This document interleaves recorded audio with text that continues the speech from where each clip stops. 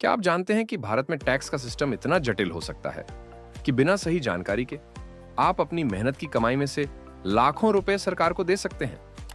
डरे मत, ये वीडियो आपके लिए है। अगर आप चाहते हैं कि आपका पैसा आपके पास रहे और टैक्स का बोझ कम हो, तो इस वीडियो को अंत तक देखिए।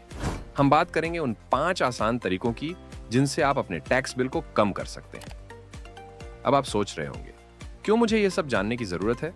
मैं तो केवल कुछ पैसे कमाता हूं, मुझे क्या फर्क पड़ेगा? अच्छा, तो क्या आपको पता है कि भारत में टैक्स सिस्टम इतना पेचीदा है कि आप हर साल बिना जाने ही ज्यादा टैक्स दे सकते हैं? और यह केवल बड़े लोग नहीं, बल्कि हम सभी को प्रभावित करता है। क्या आपने कभी यह सोचा है कि आप जितना कमा रहे हैं, क्या उस पर ज्यादा टैक्स दिया जा रहा है? और क्या आपको यह लगता है कि आप कुछ कर नहीं सकते? आज के वक्त में टैक्स बचाना आपके जीवन की सबसे बड़ी वित्तीय रणनीतियों में से एक बन चुका है। अरे भाई, टैक्स बचाना कोई अपराध नहीं है। अगर यह अपराध होता तो मैं आज एक अपराधी होता। लेकिन घबराइए नहीं, हम आपको देंगे 5 आसान और प्रभावी तरीके जिनसे आप टैक्स को कम कर सकते हैं और अपने पैसे को स्मार्ट तरीके से बचा सकते हैं। Tip 1, section 80C, top saving investments. क्या आप जानते हैं कि आपको 1,50,000 रुपए तक की टैक्स छूट मिल सकती है सिर्फ अपनी बचत और निवेश पर? हाँ, सही सुना आपने।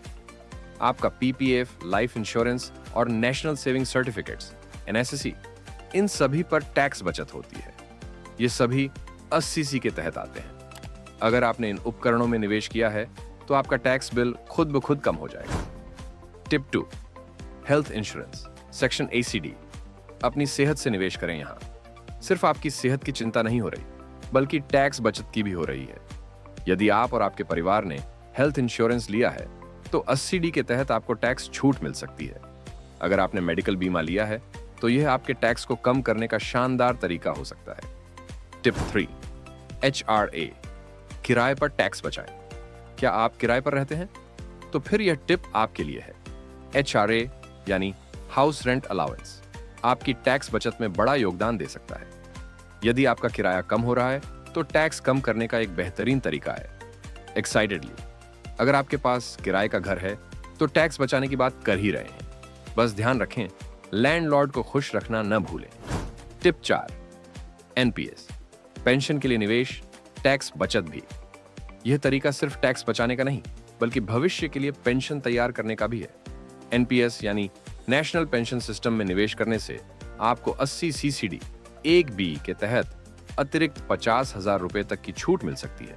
यह तरीका आपको भविष्य के लिए सुरक्षित बनाता है और टैक्स बचाने में मदद करता है। टिप 5, स्टैंडर्ड डिडक्शन, आपकी सैलरी पर सीधा फायदा। क्या आपको लगता है कि आपकी सैलरी पर केवल टैक्स ही काटा जाता है?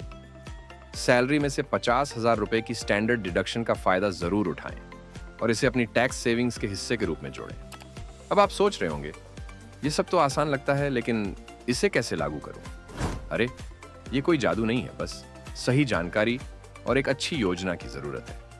और ये वीडियो आपकी प्लानिंग में मदद करेगा। अब ये आपके ऊपर है। क्या आप अपनी मेहनत की कमाई को सरकार को देने में खुश हैं, या आप इस प्रणाली का सही तरीके से इस्तेमाल कर अपनी कमाई को स्मार्ट तरीके से बढ़ाना चाहते हैं? और हाँ, एक आखिरी टिप, क्या आपने कभी सोचने की कोशिश की है कि बिना टैक्स चोरी किए आप और क्या कर सकते हैं? क्योंकि हमें टैक्स बचाने का तरीका एकदम सही तरीके से करना है, चोरी नहीं, स्मार्टनेस से।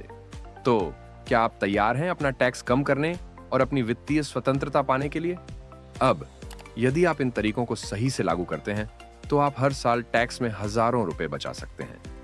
अगर आपको यह वीडियो पसंद आया हो तो लाइक और सब्सक्राइब जरूर करें, क्योंकि हम आपको और भी स्मार्ट तरीके और टिप्स देने वाले हैं ताकि आप अपनी आर्थिक स्थिति को और भी मजबूत बना सकें। और याद रखें, जब आप पैसे बचाते हैं तो आप अपने भविष्य को सशक्त बना रहे होते हैं।